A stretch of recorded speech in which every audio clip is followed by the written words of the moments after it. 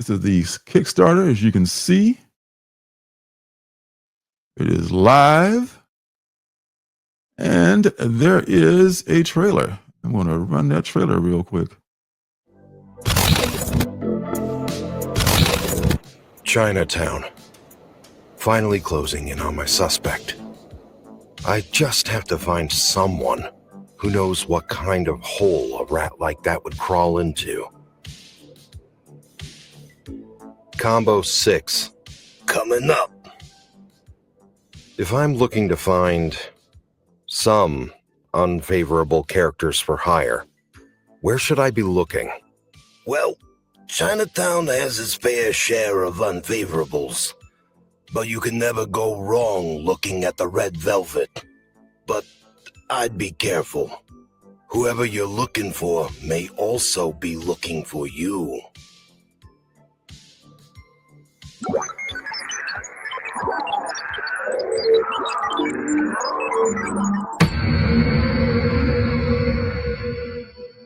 As much as I need a hot meal, I know when it's time to go.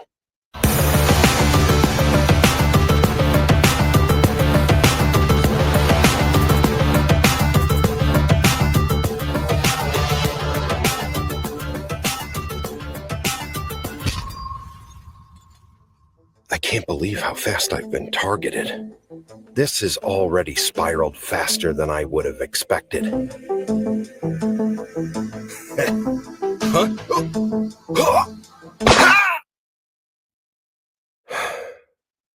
My cover's definitely been blown.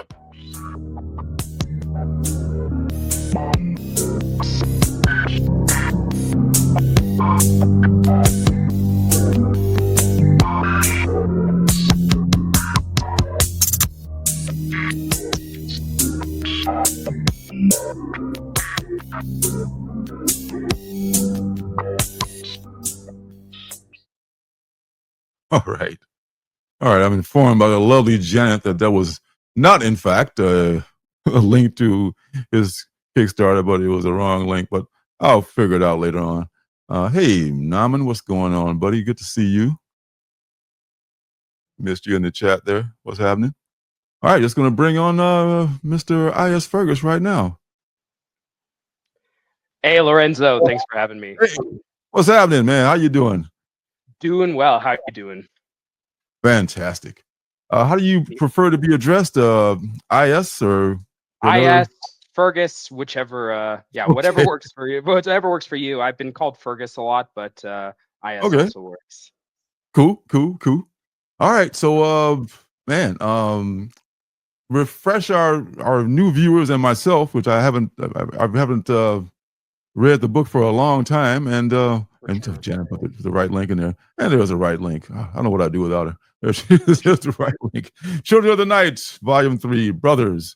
So tell us a little bit about Children of the Night, Volume 3, Brothers, that you have going on, and the history, if you want, of the entire series. Absolutely. No. Again, thanks for having me on for such short notice. It's Sure. always great coming on here. Yeah, for sure. So Brothers is the third volume in the Children of the Night saga. It's a 4-part saga, so it has a very definite beginning and end. So we're at the penultimate issue here. It follows Detective John Black. He is a detective who's kind of investigating what's seemingly a pretty normal case, the kidnapping or disappearance of homeless or destitute children.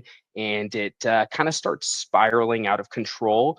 A big element of the story is John's past. Before he was a detective, he was part of like a government militia that ended up disbanded because most people were like boo on government militias, and so they disbanded it. And so this story also doesn't just follow this investigation he's on, but it kind of follows the ramifications of the type of person who would work in that line of work, who would be open to joining a government militia that was basically, judge, jury, executioners walking around kind of making their own calls. And, how does that type of person become a detective who's, looking for the most fragile or the most vulnerable of our of our communities. Who's more vulnerable than a homeless child, right? So how does a force to be reckoned with become this person, and how does that past follow him to his workings today? It's we've had volume 1 and 2 that have kind of opened that door and shown the start of the case, and the story's kind of told not only as it goes, but also through flashbacks. So there's a lot of flashbacks of what was his past, and how does it affect the current day, and how does everything kind of relate to one another. Without giving too much away, a question that we get to answer in this volume is, who was John? Even before he was part of this militia, even before that, what type of person wants to become that type of person? So that's a lot of that gets answered in this volume as we kind of start leading up to the end here. Okay. So this is he kind of like a Judge Dredd kind of a character? Is he like the Yeah, judge exactly. jury Yeah, executioner kind of a thing? that Okay. that is the great way to put it. I truthfully, this story is like an amalgamation of some of my own favorite stories across different mediums.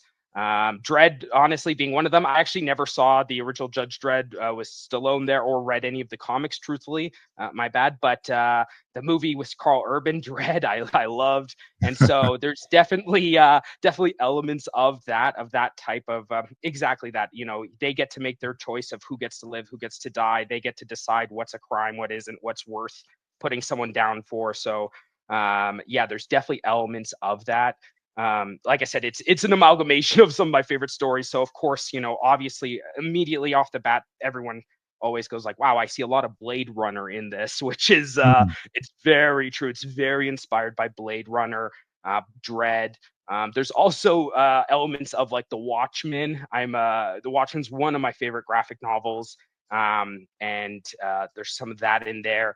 And even the weird things like the Fallout video games. I was a big fan of Fallout 3 and Fallout 4, and I find myself replaying Fallout 4 and being like, I think I think I was subconsciously inspired by this game in certain elements. A lot of it's gonna peeking through here and there.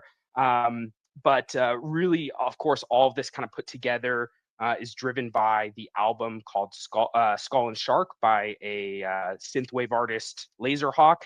I kind of formed this story while listening to that album.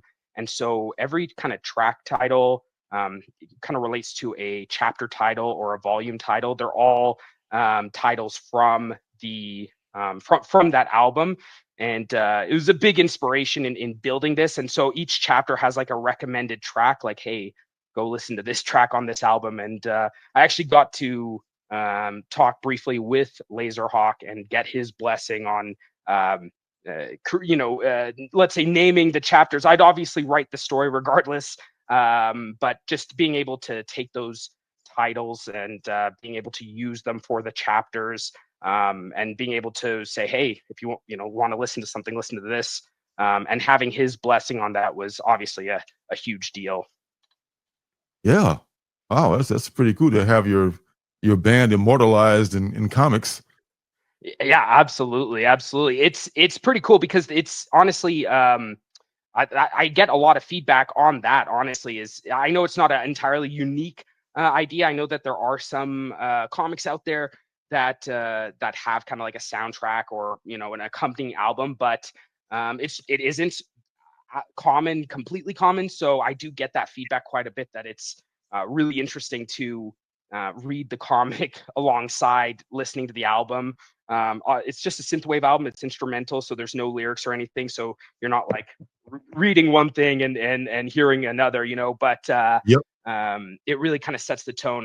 One of my closest friends, when he was reading it for the first time, he said that the first track and him reading the first chapter lined up perfectly somehow. And obviously, some of the longer chapters, the tracks might not match up, but somehow that first track and that first chapter it started and finished at exactly the same time. So it's pretty cool. Where can I find Laserhawk's music?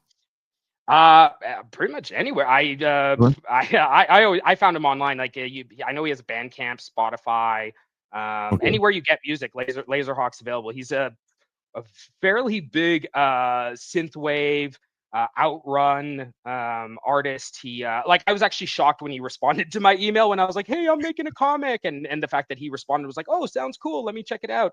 That was a huge. I was like, "Whoa, he's you know." It was pretty cool to have that moment and to get to chat with him just a little bit there. That is cool because a lot of times when I'm reading comics, I'm always looking for music to listen to while I'm reading because I don't want to listen to like stuff with, like you said, with lyrics in it that are completely Yeah. different than what's going on in the comic. It's so distracting. I look for some instrumental stuff. Like there's a show called it comes on X-Ray FM called 80 Pound Cardstock, and they have like Mm, experimental music, like synth wave and new age and stuff like that. And I love to find something that's like lyric free, that's kind of flows that you can kind of go with sets anything the that you're reading. mood. So, yeah, yeah. So I'm gonna Yeah. look. So I don't know a lot about a lot of the new bands that are out there. A lot of my stuff is from like the '70s and before.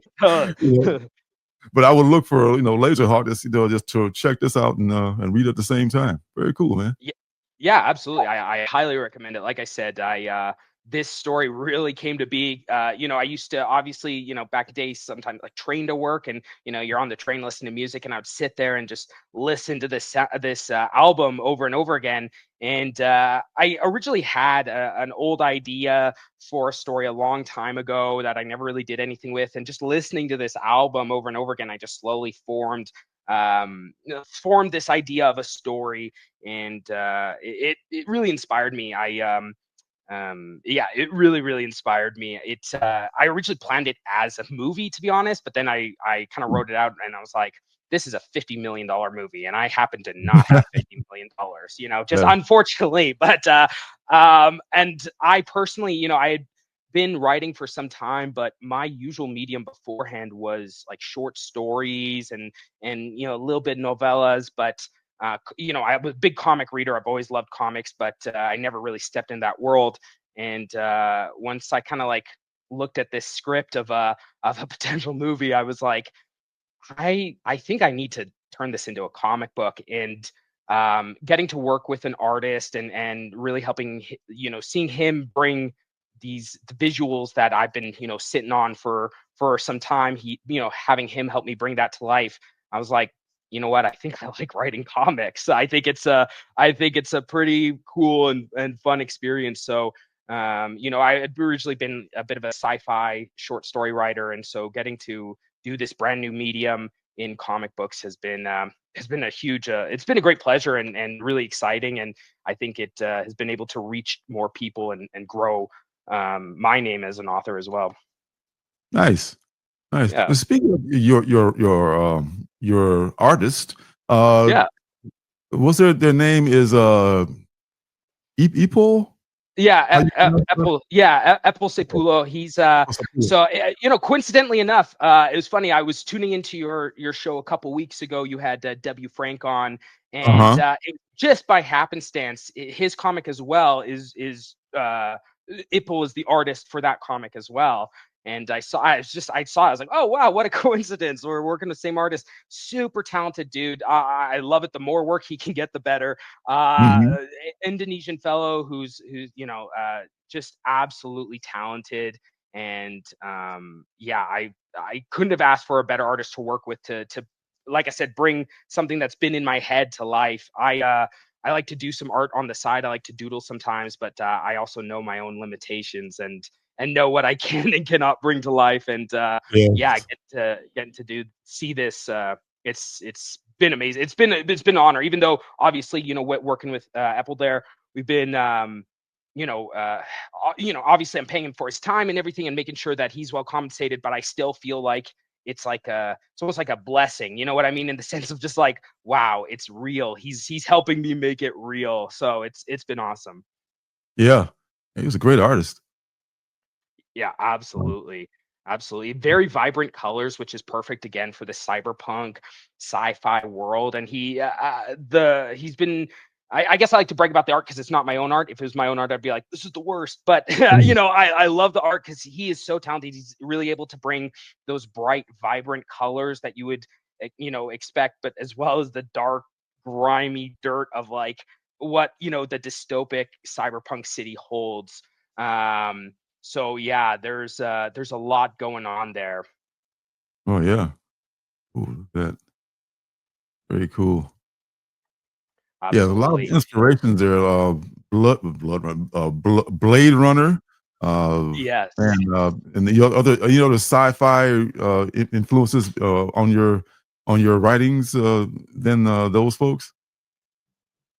Sorry, that one skipped a little. Would you be able to ask that again? I was saying, are there any more like sci-fi writers or creators that may have helped you and helped Yeah, inspire on you to do this? yes, yeah, absolutely. So yeah, as I said, like Watchmen, Alan Moore is like, Mhm. probably one of the most influential writers that, I love him as an author, great work. But other authors as well that have inspired me, kind of random ones like Kurt Vonnegut has been a oddly inspiring story. I wouldn't classify him too much in like sci-fi, yet he has a lot of sci-fi elements, like one of his more famous books being Slaughterhouse Five. Mhm. It's a war story really and a history story, but at the same time, for those who read it obviously know there's a lot of sci-fi elements and aliens and time travel, and it is it's incredible story, I should say. But yeah, he as an author has played a big influence in storytelling. Like I said, a lot of this story, a lot of Children of the Night, the whole saga is told through flashbacks. That's a big element of the story writing of, uh, John Black, who's the private investigator. He's, doing XYZ or looking into XYZ, and you might be going, what? Who is this guy? Why is he doing this? Like, what is he doing here? And like as you can see from the trailer you played, like he's immediately just shooting a guy in the head, and he's like, okay, bye. Yeah. He's kind of a shoot first, ask questions later kind of guy, but Yep. it's not done in a way that you're like, wow, that's a cool guy. Like as you read the volumes, like in volume 2, he runs into an old friend, and his old friend is like, you were a bad friend. Is what it kind of comes Mm. down to. They were like, you've lied to me in certain ways, or once the folks read volume 2, you'll know that conversation. It's pretty abrupt, but it's that to me is it's very human. And so those flashbacks going back to his life to be like, who is this guy and how do you become that type of person, is really those types of flashbacks. I seem to also come from like Slaughterhouse Five, where he's not really doing flashbacks in Slaughterhouse Five. He's kind of unstuck in time. So, you know, say what you want because it's a time doesn't really make matter in that book, but that story is really influential in the way that you kind of get to see the main character in Slaughterhouse Five, Billy Pilgrim. You get to see his life kind of out of chronological order and how he becomes the person he is and how he acts the way he is. That was really influential here, where it's like, who is John Black? Why is he the person he is? I really wanted to expand on that when I originally wrote that story. When I tell you the story where I'm sitting on the train listening to headphones, it was a pretty cut and dry story, and over the year, I wrote it and kind of sat on it for a bit. And over the years, as I've rewritten it, I've really expanded on it and really added more, I think, to myself into the story. And as I've developed as a writer, and I've written kind of other short stories in between me originally writing the story and now me rewriting it as a comic and reworking on it. And during my rewrites, I really put a lot of myself into the story, and I added easily like 50 additional pages throughout the comic from the original script that I had written. And originally it was really cut and dry. Hey, John Black is a detective. And later on when I did my rewrites, I wanted to really ask that question: who is John Black and why? Like, why is he the man that he is? And also, apologies, I talk with my hands, so I'm slapping my mic by accident. My bad, Oh, audience, my bad. But okay. yeah, that's The same really thing. the sum of it. So it's an exciting, very violent kind of story. You might start to clue into who done it. It's not really a who done it. It's more of a why done it. you start to figure out pretty quickly. Some people have figured out by like page 3, they're like, I know exactly who the villain is. And that's not really, it's totally cool that you know who the villain is. I think the big question is why, and again, how. Just like John Black has a flashbacks leading to who he is, so does the so-called, antagonist of the story. I really wanted to explore that human element and how does a person get from point A to point B, and so that really gets told in this story. Cool, man. And I love stories that have the kind of anti-hero, this because not everyone is Superman, not everyone is Captain America, not everyone is this pure-hearted individual. Even though he's saving children, right? He's like Yeah, going out there and rescuing children from bad people. Sometimes this person has a past, or this person is exactly. not always, not always a good guy. Like his friend says, like who among us is, So I like the complexity that you talk about when you write a character like that. I think that's more important to me than having just a very defined good and evil. Either you're a good guy or you're a bad guy.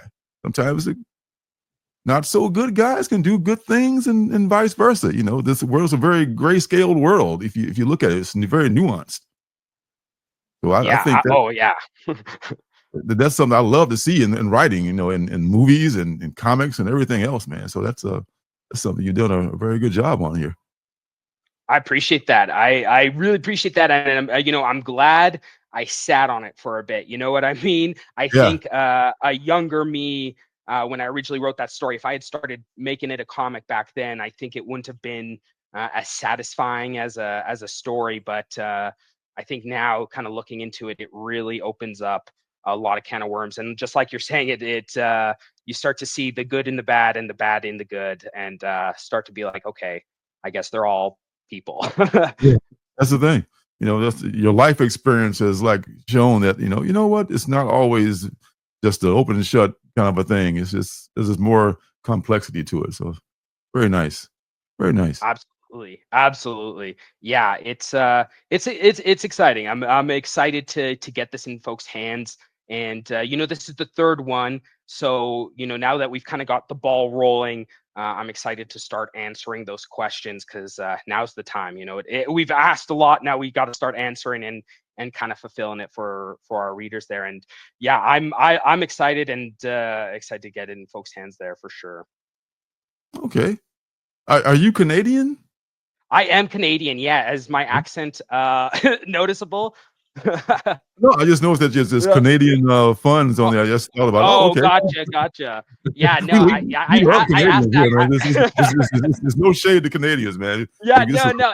It's so definitely funny. My day job, I work with quite a few Americans, and at one work conference, folks who didn't know me, I was just kind of chatting with a few, and I said Mhm. something. I don't know. I think I said about or house or something, and this guy Yeah. whipped around. He's like, "You're from Canada," and I was like, "Whoa!" But yeah, absolutely. Oh, I am from Western Canada, so I'm from the Vancouver area. nice. Yeah, so I believe from our last conversation, you're West Coast as well, right, Yeah, Lorenzo? yeah. We're Yeah, both out yeah. here on the west side of the map. Yeah. You're in There Vancouver. we I'm in go. There you Washington. go. So you're just south of me. That's There you very cool. go. Beautiful. Absolutely, yeah. So it's cool. It's and I'm excited because the team I get to work with is a pretty international team actually. My letterer's from the USA, my artist from Indonesia, my editors in the UK. So Wow. it's a pretty international team that bringing together, and I'm excited about it. Like I'm working with, like, in my opinion, some of the best people. Obviously, there's I'm not going to say they're the best. I'm not going to, but I for this project, they're the best people to work with me. I really am excited about the team. They're awesome. And like I said, just like the artist, working with a great letterer and working with an editor that can, go through my work and clean up some of my typos, and again, help me bring my vision to life is amazing. What was once just me behind a keyboard is now, 4 people working on the Wow. comic, as well as additional artists. I have a few artists doing the poster designs, and I actually, if you go to the Northridge Studios YouTube channel ever. There's even an animated trailer that we got. Fur Animation did a whole animated trailer for the series. So yeah, I'm working with a bunch of people to bring this to life and to bring some really cool art and some really cool designs to people. Oh, wow. You got posters and T-shirts. Are any of those part of the stretch goals, or just some of the? Those are all there. I actually don't have any stretch goals. We're just kind of just trying to get as much as we can funded, just to, as I'm sure you know, these making a comic is an expensive endeavor and a time-consuming endeavor. So really, we're just kind of trying to get what we can to get stuff printed, get stuff edited, get everything done. But yeah, no stretch goals this time. I actually Okay. had a cool idea. I think next time I'm gonna get some skateboards. I know that's crazy, but I Oh, think it's wow. very cool. So Hmm. yeah, and I actually wanted to throw out to you and your audience there.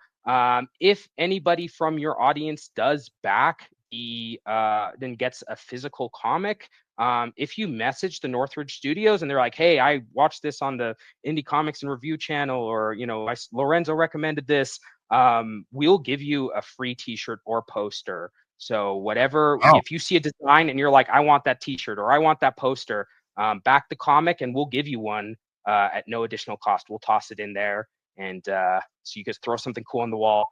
Not the metal poster; those are very expensive. But No, everything else, posters. Posters. I will give you for free. Yeah. Cool, man. You heard it here, folks. So you want a T-shirt? Mention the show. It'll happen. Yeah, t-shirt or poster, the 11 by 17 designs. Yeah, and like I said, there's some really cool artists. Max Bertolini is the artist for the front cover of the whole run. So it's that main poster there where John kind of stands in front of the skull. That is by Max Bertolini, who is an incredible artist. He's worked on a bunch of projects with, you know, just a bunch of projects all over. But yeah, we've worked with a bunch of artists to bring this to life, so it's pretty exciting. Wow, that's very cool. Oh, that's the one right Absolutely. here. Okay, this is the one. Yeah, that's the one Yeah. by Max Okay. Bertolini there. And Cool, yeah, man. like he's I think he's doing a run right now called I think it's called like Nathan Impossible or Nate Impossible or something like that, but it's with a Dark Horse, I believe. So really talented artist, and that's personally one of my favorite designs there. And once the series is done from volume 1 to 4, it's never going to be printed as individual comics again.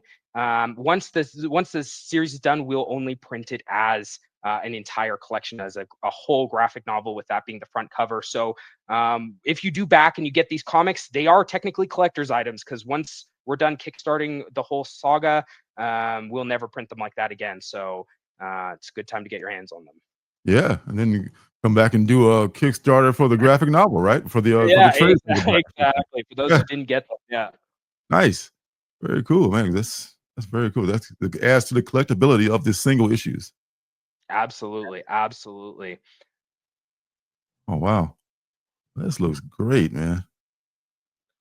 All right, I so appreciate that, Lawrence. I know you're looking at a lot of comics all day, every day, so I always oh my appreciate those kind words. god. Oh my god, yeah. Yeah. Yeah, I've seen many that coming from like some big publishers that don't look this good. So this is definitely a winner Yeah, right I here. mean, I don't want to throw shade, but have you seen Frank Miller's recent work? I mean, Yeah, poor Frank. Yeah, I don't know if I he's know.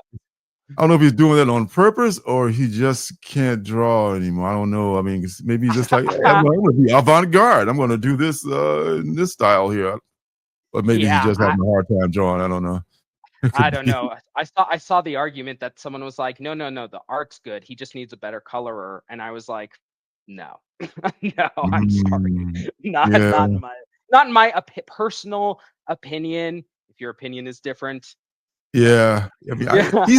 he's had a few, like I've seen a couple that become like with variant covers, and okay, that shows flashes of the old Frank. That's Totally. why he used to be. But I mean, you think about it, Frank's had a long, hard life, and he's from one of those old OGs from the Oh '70s.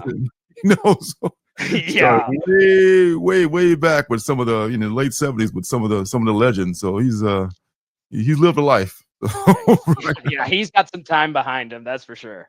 Yeah, yeah. I think he's lending his name to like these this publishing company, Frank Miller Publications or Frank Miller Presents, where he was having some books come out under that not the, I guess it'll be an imprint, I guess. So he's probably trying to sponsor new artists, but yeah, yeah. If he was trying to make a living now as Frank Miller, it would be a whole different story without the juice of his past work. But man, this is Truly, great stuff. truly. Well, Are again, you? yeah, I appreciate that. Appreciate the kind words for sure. I wanted to make sure I really did vet quite a few artists. I vetted even very talented artists, but just ones that didn't match the style. If that made like ones that I'd be like, well, I'll work with you on a different comic, but just I didn't know if they could. It just didn't vibe with this story. So yeah, working with Apple here has been awesome for sure. It depends on the type. You're doing like a slice of life book or something like that. You can do a different kind of artist or a superhero action book or a detective story. It calls for different portrayal many times. So you made the right call. I think Thank you. Absolutely. Are you a sports fan at all? No, not really, which is which That's okay. definitely bothers some people. It's just, from Vancouver. If you Mhm. tell people you don't watch hockey, I tell you they Oh, look at you you watch funny. They look at you hockey? funny. I'll tell you Oh my that. God. How dare Yeah, you not they're watch the national pastime? yeah, Yeah. the one hockey game I watched, there was riots after. So, Wow. this was like 2012, I think it was when Vancouver was at the the final. I don't even know if that's right. They're at the final, whatever it is, and I was like with people, and we're like, let's watch the game, and I was like, I guess, and Yeah.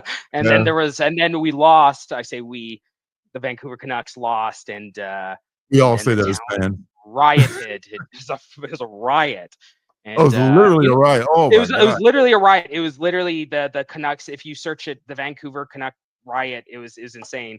And it was actually funny. Years later, at my day job, one of my friends was like, "Hey, you remember that riot?" And I was like, "Yeah." He's like, "Look at this video." And it's this like kind of viral video where a dude got hit in the nuts with a tear gas canister. And I was like, "That's you, Yikes. that's you." He's like, "Yeah, that's me." And so and that was interesting to see. I was like, "Oh, I didn't realize you were the guy who got hit." So Whoa. yeah, That- that's as much sports as I know. Is I watched one game, Wow. there was riots and someone got hit with tear gas. So In the not too nuts. much of a sports guy. If you could pick a place to get hit with a tear gas with anything, it would not be Yeah, in the yeah, nuts. Well, yeah, yeah, yeah, man. exactly. Woo, boy, oh boy. I tell you. On that note, thanks for coming in, IS. I appreciate you Of course, coming in and man. talking about your book. Updating it on the great success. It's already funded, but you can never have too much funding with these Of course. things. So I'm going to leave. There's a link in the chat. Thanks to the lovely Janet, and I will put a link in the description after the this thing finishes, and I'll put it up on YouTube. So man, that's Awesome. anything else you need to get out there? That's no, that's all. I almost pulled the Porky Pig. That's all, folks. But that yeah, Oh, go for yeah. it.